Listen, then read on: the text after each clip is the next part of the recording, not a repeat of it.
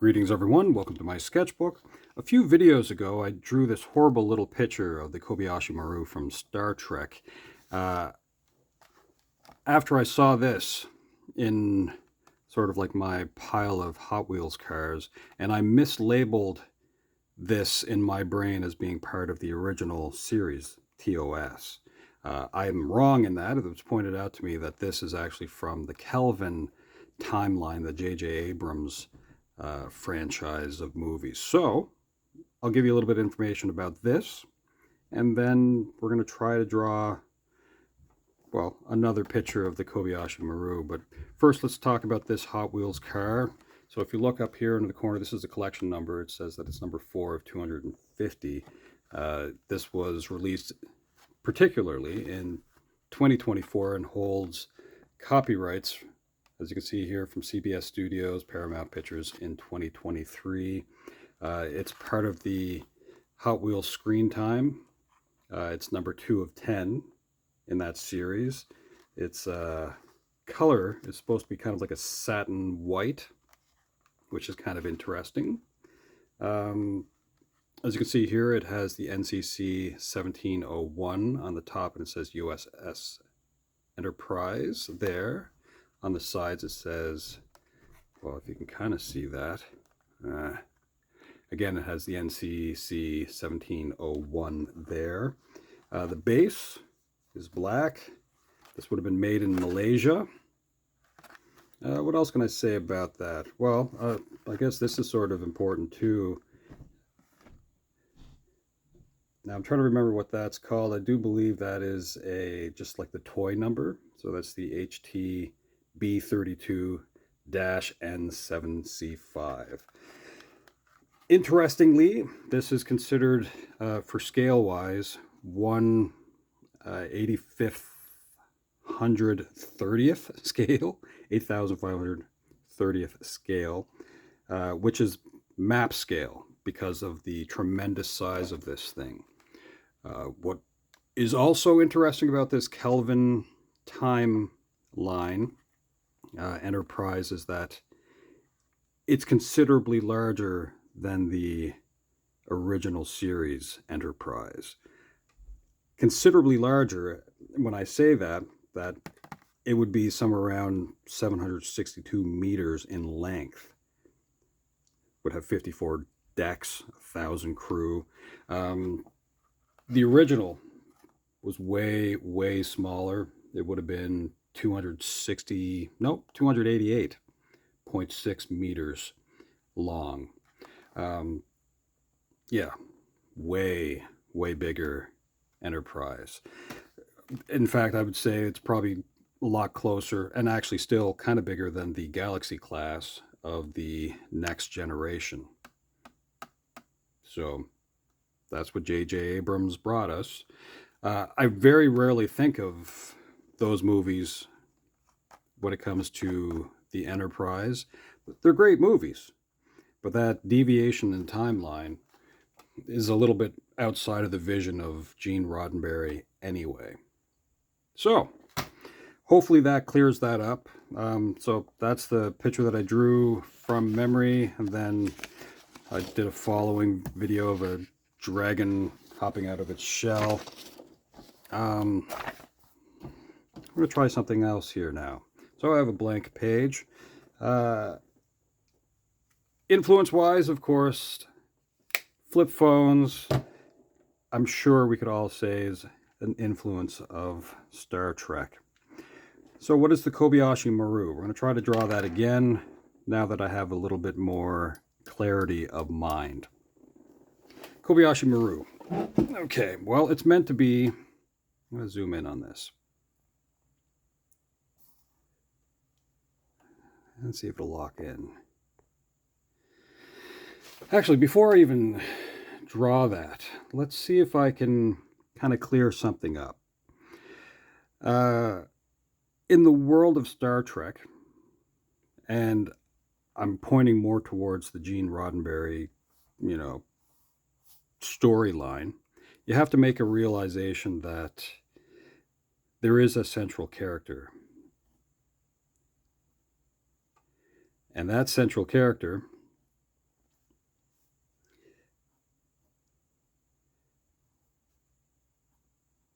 is James Tiberius Kirk. The whole story of Star Trek truly revolves around this character. Now, people will argue with me about that, I'm sure, but in Gene Roddenberry's Star Trek, everything relates to this character. Kind of like in Star Wars, everything relates to Skywalker. The Kirk part of Star Trek, that is the central character. That is the sun in that universe. All that, everything revolves around this character. So, what does this have to do with the Kobayashi Maru? Well, let me write that out.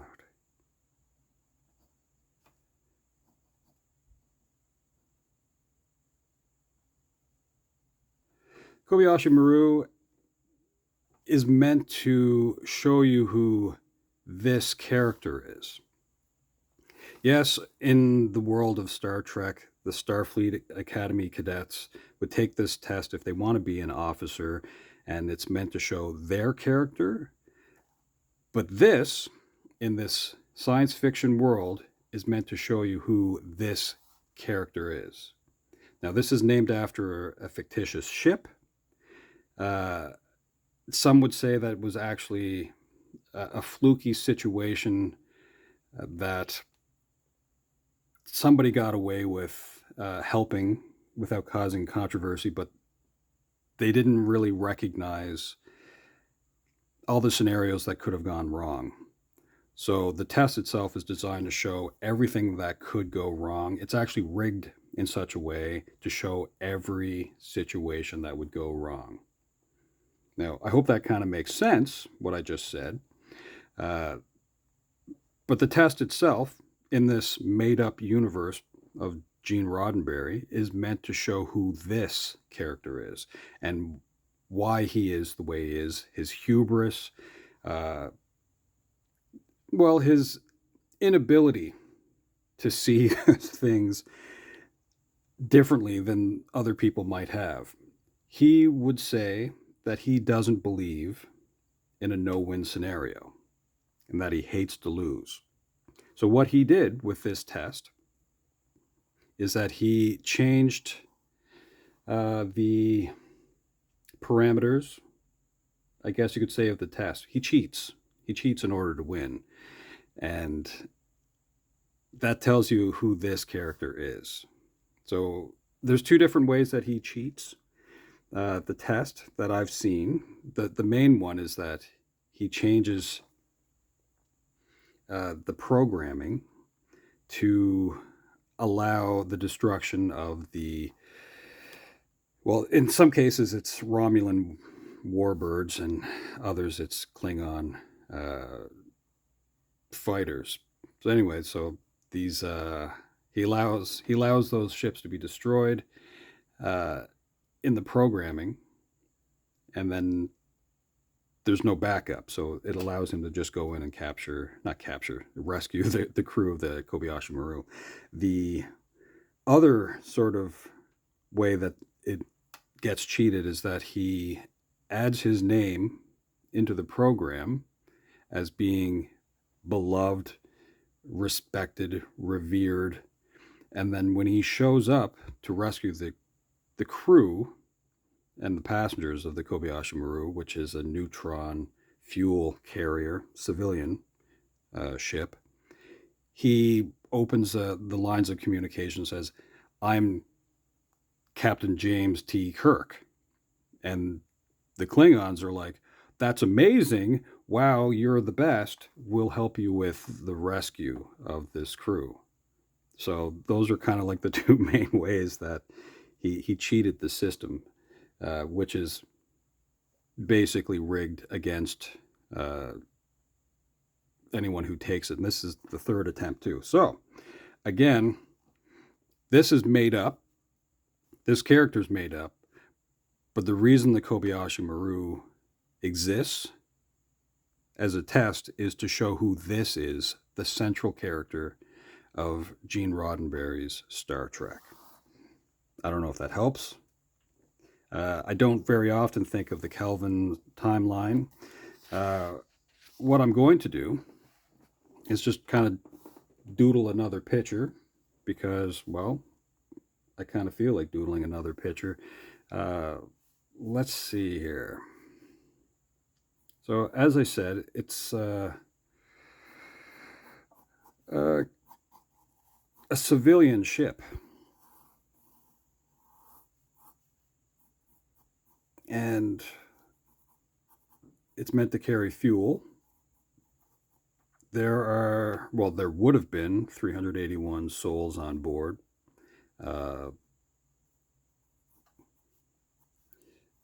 Let's see here.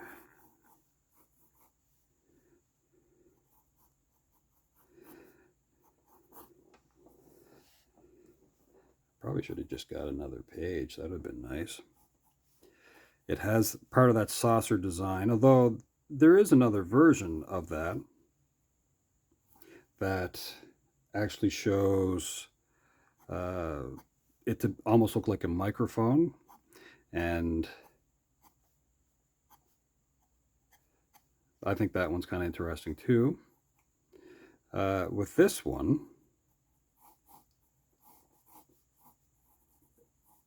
it does resemble a little bit the Starship Enterprise, which is why I grabbed this ridiculous toy in the first place, which has that saucer design. It has that secondary hull down here, and it has these propulsion units up here. But then down here it has the extra carrying capacities. So that's interesting.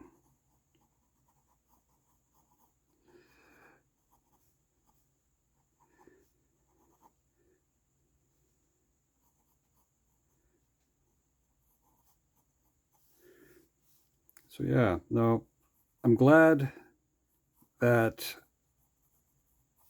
some people are aware of the goings on, I guess, with Star Trek enough to make sure that I give some of the correct information. I do think that's necessary. And I don't really want to just give out bad information, regardless of how tired I am. Let's see.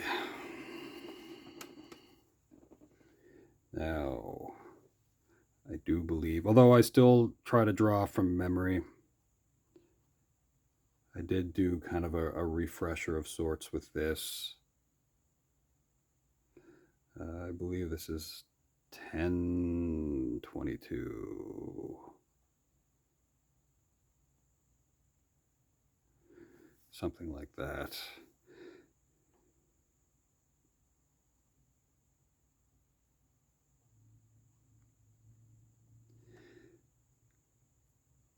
Now, mind you, what I said about Captain Kirk being the central character, yes, there are lots of stories that go beyond Captain Kirk. But I do believe that when Gene Roddenberry brought us this series, Captain Kirk is the central character. So yeah, you can think about Captain Janeway, you can think about Picard. Picard is remarkable as well. Even going back to the original series, Spock is a big deal character. And I'm not saying anything to put any of those characters down. That's not what I'm rambling on about. But I do believe that James Tiberius Kirk is the main character. The secondary character, if I were to just ramble on about that just a little bit, is the Enterprise. I think the Enterprise is a main character as well. kind of like the Lone Ranger and, well, Silver, if that's the name of that horse. Hi ho, Silver. Let's say so. There you go. Um,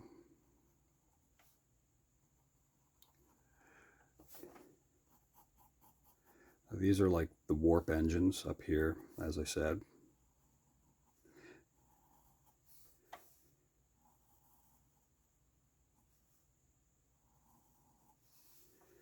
Along here, we could have the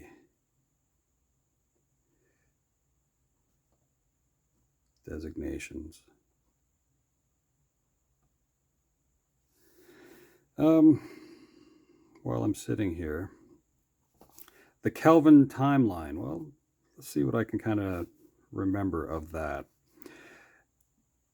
The way this kind of works is that there is a Romulan captain who is pretty upset with Spock and Kirk, Captain Kirk, but manages to go back in time to attack the USS Kelvin.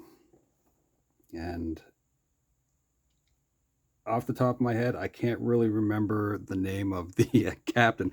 That's funny that I said I want to give the right information. Well, you can look this up yourself. Like I said, I'm not really as deep into the Abrams movies, but I believe the first lieutenant of that ship was George Kirk, which would have been James Kirk's father, and he loses his life in that battle when Kirk was, well, I should say James was just a baby. So that's how we kind of get that deviation in the timeline, is to have that intervention of sorts in the Roddenberry timeline. So I think some people call that the Abrams verse, and others might refer to that as the lens flare movies or the Apple iStore movies or whatnot. They're entertaining, and so I guess there's that. And I actually really did enjoy those movies. It's interesting to see the characters get together and kind of a new take on that kind of stuff. Okay. Now, I did probably mention this before in regards to this particular ship and how different it is, I guess, and I didn't really pay attention to this, but with the original series, it's almost as if they used like vacuum cleaner canisters and flashlights and just like bars basically to build stuff. So so if you look at the saucer here and these pulse engines, or whatever you'd like to call these things, I suppose, warp engines or anyway, propulsion units, they would have straight rods coming from the lower secondary hull to them, and these are like a little more curved, stylized kind of things. So yeah, anyway, I'm just kind of going to finish up here a little bit on this Miranda class fuel carrier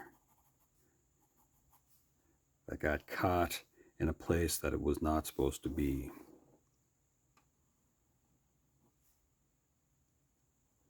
Now, while James T. Kirk was the first to beat the no-win scenario, others have. Riker would have. But I believe that, they didn't reveal how that was done.